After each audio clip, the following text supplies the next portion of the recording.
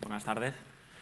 Mi nombre es Jorge Piera y vengo a hablaros en nombre de Gabriel Carrión y José Vicente Higón, que están sentados por ahí. De GeoBasic y los estándares, ¿vale? Y además pretendo responder a una pregunta que todos os habéis hecho alguna vez en vuestras vidas, que es ¿qué pasa cuando pones a un zorro a cuidar del gallinero? Primero os voy a enseñar un poco el contenido de la ponencia para que no perdáis el contexto. Vamos a empezar con un ejemplo de uso de patentes que nos servirá para introducir un problema, que es el problema de la dependencia tecnológica. Entonces, la solución a este problema es mediante estándares, que lo veremos en el apartado tercero, y luego en los apartados 4 y 5 veremos el uso que hace GeoBasic de los estándares y de los organismos de estandarización. Luego en el apartado 6 os voy a hablar de zorros y de gallineros. Quien quiera saberlo se tiene que esperar, porque si lo digo ahora ya os vais a ir y me voy a quedar solo. Y ya finalizaré con un apartado de conclusiones.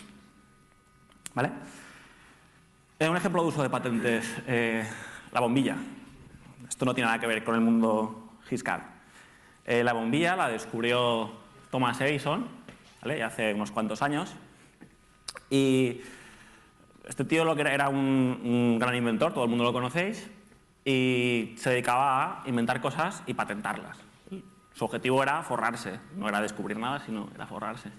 Entonces descubrió la bombilla, la patentó, además descubrió la dinamo, que era la encargada de suministrar la energía a la bombilla, la patentó, y además se montó una compañía para proveer de energía a la gente, ¿no? Entonces, claro, esto era un chollo, vamos. Tenía la bombilla, tenía la dinamo, todo patentado y era el único proveedor, pues durante muchos años monopolizó todo el mercado de la energía en Estados Unidos. ¿Qué pasó? Que en Estados Unidos sacaron una ley de antimonopolio que se aplicó en este caso, y primero le forzaron a abandonar el negocio de la energía y después le forzaron a liberar la patente que tenía de la bombilla.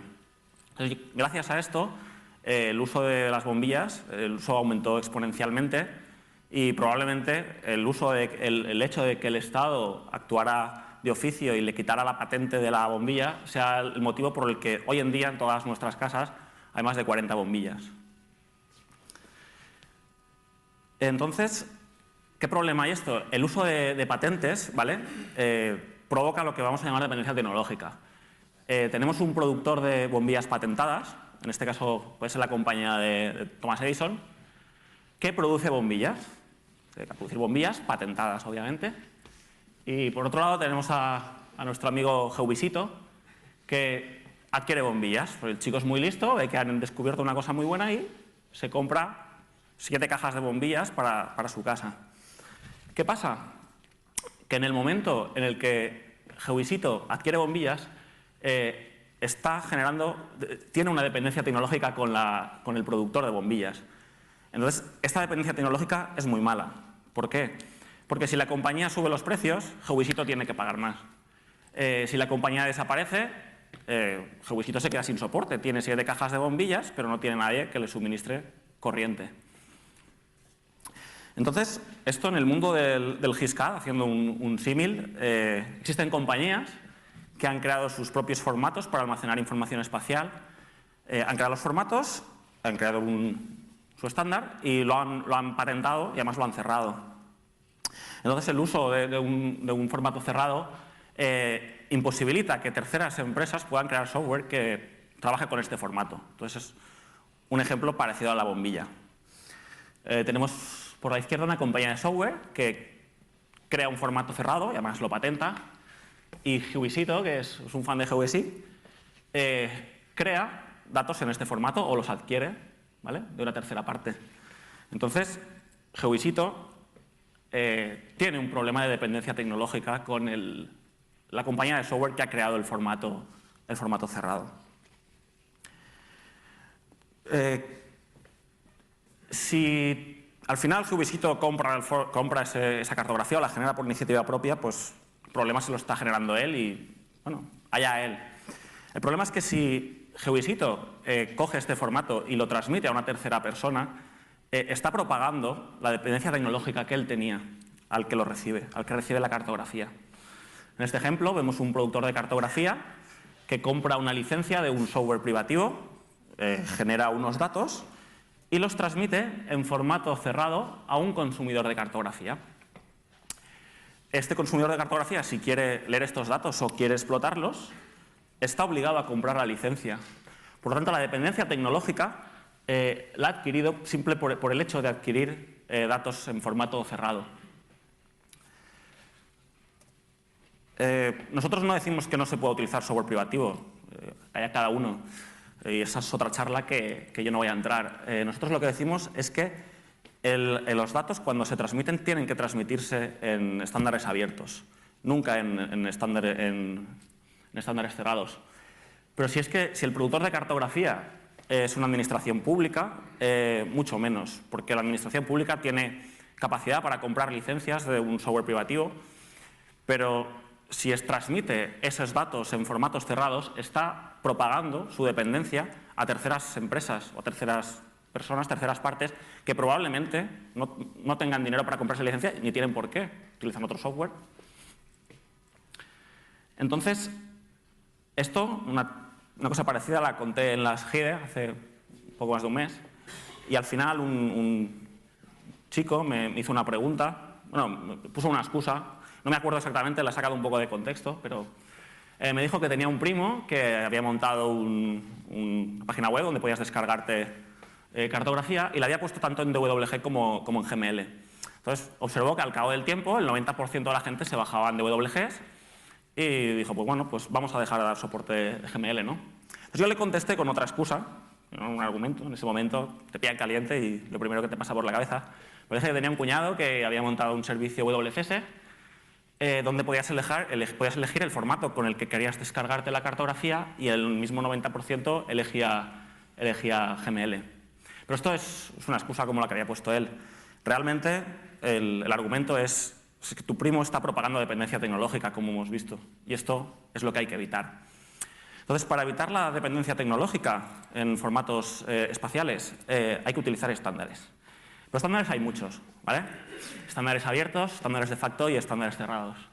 De los estándares cerrados no voy a entrar de momento y os voy a comentar un poco algo acerca de los estándares abiertos, que son los más guays y los que vendemos desde el proyecto GeoBasic. Son aquellos que están gestionados por organismos estandarizadores, ¿vale? Normalmente suelen ser gratuitos, cobran un canon de distribución, pero bueno, las ISOs baratas tampoco son. Pero lo bueno que tienen es que permiten un uso libre de patentes y licencias y pueden usarse sin restricciones. Es decir, un estándar abierto, nosotros recibimos cartografía en un estándar abierto y podemos hacer lo que queramos con esta cartografía. Después están los estándares de facto, que al llevar la palabra estándar parece que molen más, pero no acaban de aislarnos de este problema de dependencia tecnológica, porque un estándar de facto es un estándar, es una especificación que se ha convertido en estándar por el uso masivo de la gente, pero la patente sigue la sigue teniendo la empresa que los crea. Entonces, el único que puede modificar este formato sería la empresa que lo ha creado, y además nosotros no podemos hacer nada. Podemos usarlo, pero seguimos dependiendo tecnológicamente del creador de un estándar de facto. Entonces, el único camino que existe para evitar la dependencia tecnológica es usar estándares abiertos. Este es el mismo esquema anterior. Vemos un productor de cartografía, utiliza un software, puede ser privativo o libre, aquí no vamos a entrar en estos temas, y transmite datos en formato abierto. Entonces, un consumidor puede elegir, tiene posibilidad de o elegir el mismo software privativo o libre que había usado el creador de los datos, o puede usar otro software. Es decir, no tiene ninguna dependencia con la empresa propietaria del software con el que el generador de la cartografía ha generado los datos. Entonces, desde el proyecto GeoBasic, una de las premisas que tenemos es vamos a soportar el mayor número de formatos basados en estándares abiertos, no solo formatos de ficheros, sino también especificaciones para bajarnos cartografía remotamente. Y aunque probablemente no lo habréis pensado nunca, pero GeoBasic está lleno de estándares abiertos. Aquí tengo un vídeo bastante corto.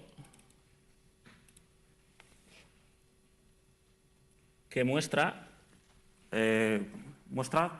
unos cuantos de los estándares que soporta GWSIG. Bueno, lo primero que hace, se va a la pestaña de añadir fichero, pulsará en Add para añadirlo y se despliega un desplegable con un montón de formatos. Y aquí podemos ver que hay estándares de facto, por ejemplo, ahora está en el DXF, GML, un estándar OGC ISO, otro estándar OGC KML, que también quieren que sea ISO, el Shape, que era otro estándar de facto. En el caso de las bases de datos geoespaciales, las dos implementan el estándar SQL y PostGIS además implementa el Simple Feature Specification, también del OGC. Después tenemos la pestaña de WCS, que también es un estándar OGC. La pestaña WMS, que es un estándar tanto OGC como ISO. La pestaña WCS, que es también otro estándar OGC. ¿De acuerdo? Ahora cierra la ventana y abre la ventana para conectarse a catálogo, que soporta el Z3950, que es un estándar ISO utilizado por las bibliotecas ya desde hace mucho tiempo. CSW, que son dos estándares, bueno, CSW en sus dos vertientes, que es un estándar del OGC. Y después está el cliente de Nomenclator, que utiliza WFS, WFSG, que también son estándares OGC. Entonces, GWSIG implementa muchísimos estándares. Y, claro, implementar un estándar es relativamente sencillo, porque está la especificación y podemos leerla, podemos implementarlo, pero como somos conscientes del mundo en el que vivimos, intentamos también implementar formatos cerrados. Entonces tenemos algunos intentos de soporte. Yo digo intentos porque hemos conseguido parte, no del todo, no es fácil. Por ejemplo, en su día había una comunidad de software libre que soportaba las versiones de WG hasta la 2000. Entonces lo integramos en GWSIG. ¿Qué pasa? Que sacaron la versión 2004. Y como la gente pedía que quería tener soporte 2004, pusimos a un programador durante 6 meses para dar soporte. ¿6 meses? Sí, para dar soporte al WG4, evidentemente realizando ingeniería inversa porque no había especificaciones de ningún tipo. ¿Qué pasó? Que cambiaron la especificación y nos hemos quedado aquí. Nos quedamos aquí porque nadie nos da soporte y la única manera de soportar un formato de estos es mediante ingeniería inversa, no hay otra manera. Otro intento de estandarización fue en su día, de soporte, fue soporte del ArcSD, ¿vale? Esri, con su software, proporcionaba una librería que nosotros podíamos utilizar, ¿vale? Entonces la utilizamos y soportamos la versión de ArcSD 9.1. ¿Qué pasa? Que esta librería tenía un rendimiento mucho peor que el propio software de Esri. Es decir, nosotros no teníamos las especificaciones del protocolo, solo podíamos usar una librería que nos daban ellos y una librería que no funcionaba bien. Entonces nos estaban imposibilitando la capacidad de poder trabajar con su protocolo. Otro intento de estandarización fue en su día Intergraph, que dijo que iba a votar públicamente a quien les pidiera la especificación del DGN. Y sí que lo hicieron, pero de la versión 7. De la versión última, la 8, yo la pedí yo hace una semana, no recibí noticia, pero me están comentando unos compañeros que la pidieron hace un año y tampoco están esperando todavía a que le pasen la especificación. Entonces, sin una especificación, no es posible soportar un determinado formato. Entonces, estos son los casos de intento de soporte de formatos cerrados. Ahora vamos a volver al tema de los formatos abiertos, los estándares abiertos.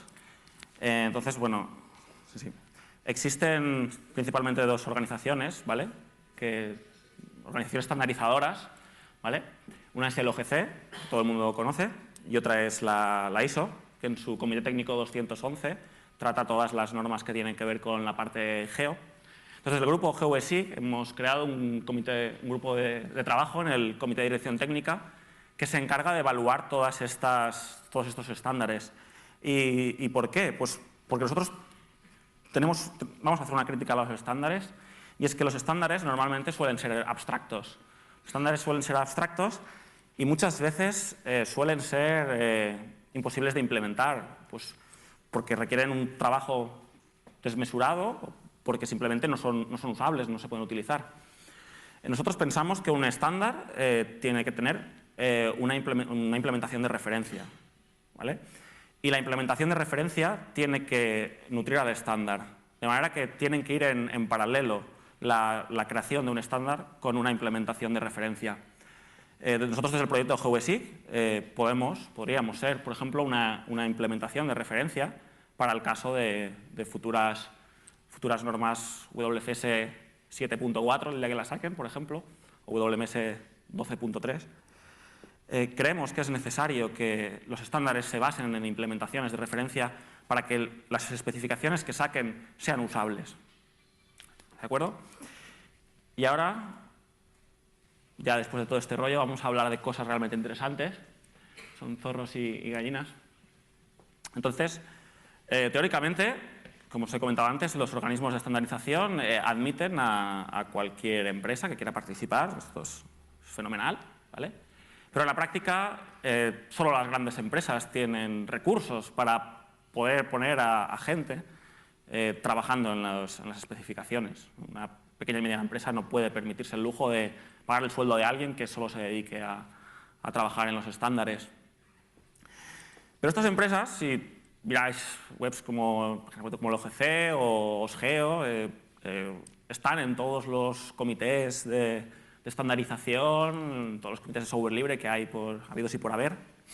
Y lo que intentan es un poco vender la imagen de que a ellos les preocupan los estándares, que invierten recursos. Eso es verdad que invierten recursos. Pero como os he comentado antes, con los 3 ejemplos de estandarización, realmente está claro que lo que practican es un modelo de ocultar el conocimiento, es lo que siempre han vendido. Y porque ahora intenten vender otra cosa, realmente en la práctica siguen practicando el modelo de ocultar el conocimiento. Entonces, ¿por qué si realmente están practicando un modelo de ocultar el conocimiento, intentas vendernos el modelo de GeoBasic de compartir el conocimiento? Pues nos pusimos a pensar a ver cuál podía ser el motivo y bueno, podía ser mejorar su imagen porque estar en OGC vende mucho, ¿no? Y bueno, si esta es la respuesta, si lo hacen por vender imagen, pues bueno, simplemente están haciendo publicidad engañosa, pero bueno, allá ellos. Lo de simplemente publicidad engañosa, entre comillas. La pregunta que yo os hago es, ¿realmente creéis que a estas empresas les puede interesar que salgan estándares alternativos a sus especificaciones que sean usables? Porque no basta con crear un estándar, que lo tenéis en el gráfico. Cuando llega un nuevo estándar, la primera pregunta que tenemos que hacernos ¿es usable? Es decir, ¿puedo trabajar con él o es implementable, ¿no? Porque si la respuesta es no, pues me voy a quedar igual que estoy, ¿vale? Si la respuesta es sí, pues puedo plantearme el utilizarlo. Entonces, pueden existir muchos estándares, pueden producir estándares todos los días, pero si los estándares no son usables, no son implementables, son abstractos, no sirven para nada. No sirven para nada. Y si los que controlan los organismos de estandarización encargados de crear estándares son las compañías que no les interesa que los estándares salgan adelante, ¿vosotros creéis que van a salir estándares usables? La respuesta a esta pregunta es la misma que ¿qué pasa cuando pones a un zorro a cuidar del gallinero? Aquí veis como el zorro está cogiendo del cuello a la gallina y las otras están corriendo porque saben que después van ellas. Esto esta noche en casa pensando y meditando. Entonces, ya como conclusiones, desde el proyecto GeoBasic defendemos un modelo de libre acceso al conocimiento que pasa por tener acceso a la información tecnológicamente hablando. Y no podemos tener acceso a la información si no tenemos especificaciones. Es imposible. Podemos, pero cuesta 10 veces más y nunca vamos a conseguirlo. Y solo si tenemos acceso a las especificaciones podremos tener un modelo de libre acceso al conocimiento. Esto es un ciclo que si cualquier flechita se rompe, se abre, no se cierra. Y otras conclusiones para terminar es desde el proyecto GeoBasic, bueno, apostamos por el conocimiento compartido, es decir, la diferencia no debe estar en el conocimiento es el mismo y es compartido por todo el mundo. Las diferencias son otras, los recursos o empleados, la forma de trabajar, pero no debe ser el conocimiento. Otra conclusión es: tenemos que evitar la dependencia tecnológica y las organizaciones públicas tienen que dar ejemplo. Por lo tanto, una organización pública nunca debe transmitir información espacial en formatos cerrados. Y la última conclusión es que GeoBasic puede ser un referente a la hora de definir estándares, y si no GeoBasic, otros, pero nunca deben existir estándares abstractos desconectados de la realidad.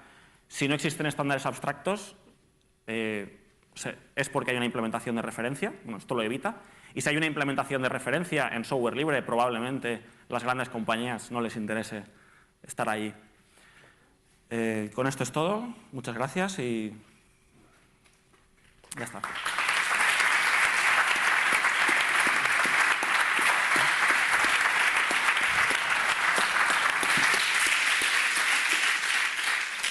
Gracias, Jorge, por esta interesante reflexión sobre los estándares y la problemática asociada con ellos. Gracias por ajustarte al tiempo. Vamos bien de tiempo, aunque hemos empezado un poco tarde.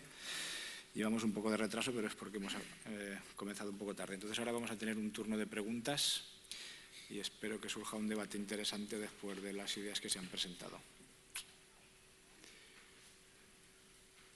A ver, por allí veo uno, dos. Vale. De momento tenemos dos. Vale, pues primero.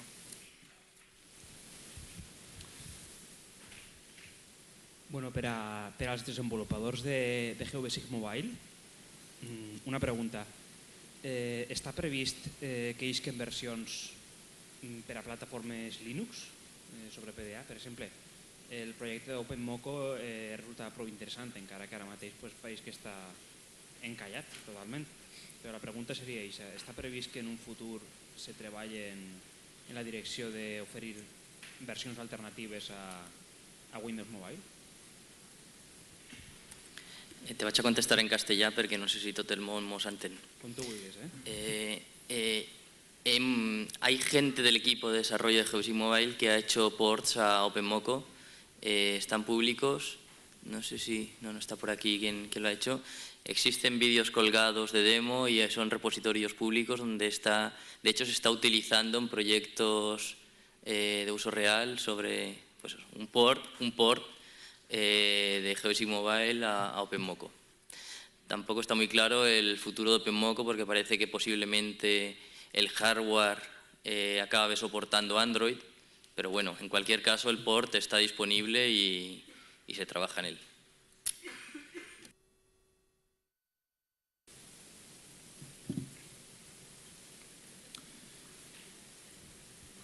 Si no te importa presentarte para saber. Sí. Hola. Sí, soy Rafael Ayerbe de la Consejería de Medio Ambiente de la Junta de Andalucía. Mi pregunta es para Jorge. Muy interesante la presentación que ha hecho sobre los estándares y sobre las grandes empresas, pero mi pregunta es si esto se está dando en la realidad, sobre todo en los estándares de sistemas de información geográfica, en los WMS, WFS y compañía, y en cuáles de ellos. Sí. Vamos, lo que yo conozco, sobre todo WMS, por ejemplo, y WFS, que son los estándares que comentas. El WMS funciona, realmente se puede usar, tendrá sus limitaciones, pero se puede usar. Pero, por ejemplo, el WFS en un ambiente profesional, en producción, no es usable, tiene muchas carencias a nivel de protocolo. Yo no digo que esté bien ni mal, pero digo que se podía mejorar bastante. Y ese es un claro ejemplo de estándar que todavía le queda mucho recorrido y para que pueda ser realmente usable por las empresas. No sé si contesto. ¿Del resto de estándares? ¿Del WPS y todo eso? WPS, claro, te puedo hablar de los que conozco, los que no conozco. Lo poco que conozco WPS parece un servicio web, pero vamos, aquí hay gente que sabe mucho más y...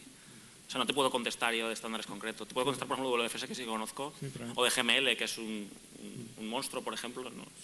En general, entonces, en lo que es el OGC y organismos del ISO del mismo estilo, ¿tu opinión es que está pasando esto que comentas? Mi opinión es que hay estándares que sí y hay estándares que no. Hay especificaciones que funcionan muy bien y hay especificaciones que no funcionan tan bien. Por lo menos las implementaciones que hemos hecho nosotros hemos visto que no no se pueden usar. Muchas gracias. El siguiente turno, Gaby. No sé si hay alguien más que quiere pedir la palabra. Ah, perdón. Tú. Si ya tienes el micro, puedes. A Rafael, la pregunta. Sí, mi opinión es que sí. Que OGC, por supuesto, quien más peso puede tener OGC es Esri o es Erdas. Que Osgeo, quien más pone su marca, es Autodesk. Todos estos organismos, desde luego, dan una publicidad engañosa.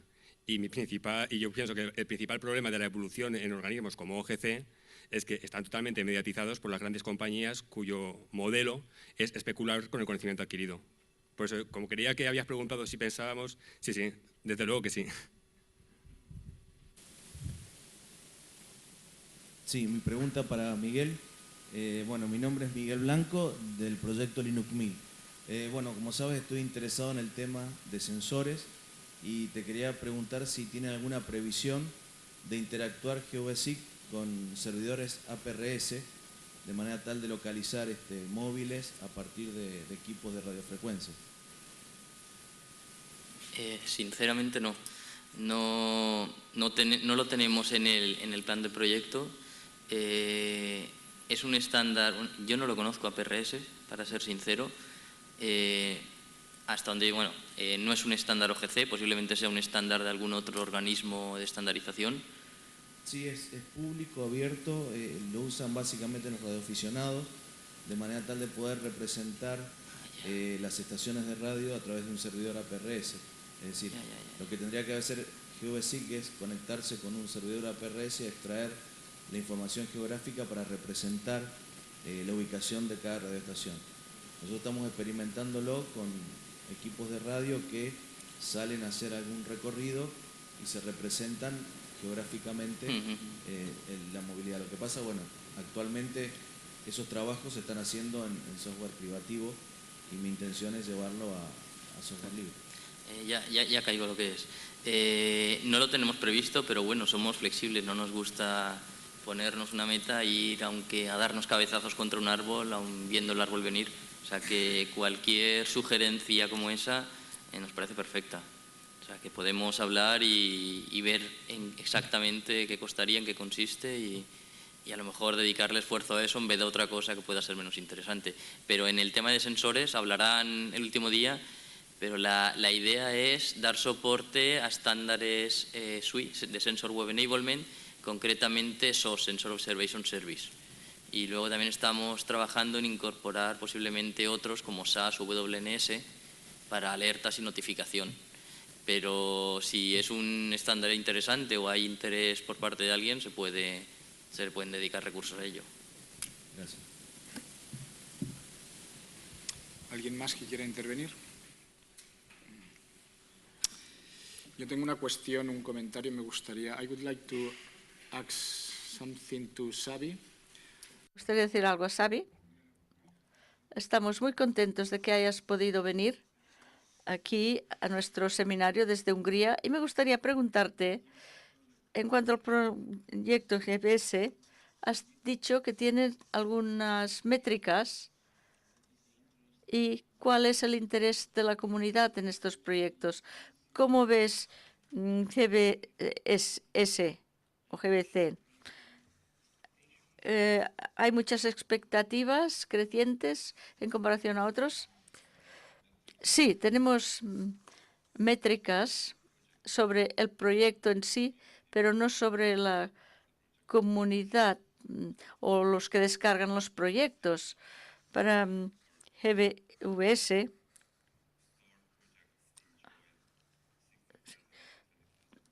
hay unas 20.000 GVSec, tiene todos sus proyectos disponibles y es algo nuevo, pero creo que en cuanto a es uno de el quinto o el sexto proyecto ha sido consultado, creo que es unas 5.000 veces, y el proyecto más activo ahora es el GVSIG Desktop. O sea, que mucha gente está comprometida con este proyecto y la gente ha sido tan activa que vamos a doblar la banda. Tenemos que ampliarlo para que la gente pueda acceder con más facilidad. Y estamos muy contentos de que podamos disponer de GVSIG.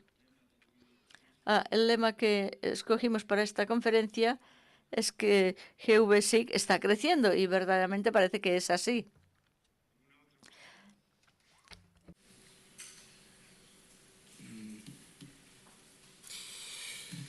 Bueno, aún no es muy tarde. Me gustaría hacer también otra cuestión sobre el tema de estándares. Existe también una problemática derivada del hecho de que los estándares están también, igual que el software privativo, constantemente están actualizándose las versiones que son incompatibles con las versiones anteriores. ¿Cómo veis la evolución de los estándares, que parece que en muchas ocasiones se van complicando más y más? GVSIG está haciendo algún esfuerzo para que su proyecto sea escalable y compatible con estos cambios que se producen frecuentemente en los estándares. El mundo también evoluciona, cada vez hay nuevas necesidades y yo creo que los estándares van evolucionando. No siempre la primera implementación es la óptima, eso es evidente. Entonces, hasta que no se pone un sistema en producción, realmente no se ven las carencias de los estándares. Entonces, yo creo que sí que los estándares tienen que evolucionar, igual que evolucionan los formatos privativos, es normal que evolucionen. Nosotros desde el proyecto GVSIG tratamos de soportar las versiones de los estándares, las actuales, y si disponemos de recursos, intentamos movernos con la misma velocidad que se mueven los estándares. No sé si respondo a tu pregunta, pero...